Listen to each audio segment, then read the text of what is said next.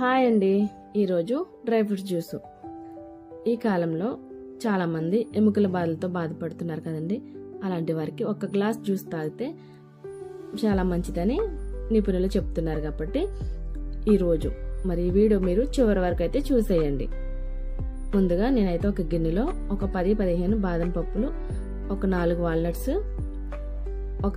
ఒక స్పూను గుమ్మడి గింజలు, ఒక స్పూను పచ్చిపప్పు, అలాగే 2 స్పూన్లు అవిసె గింజలండి.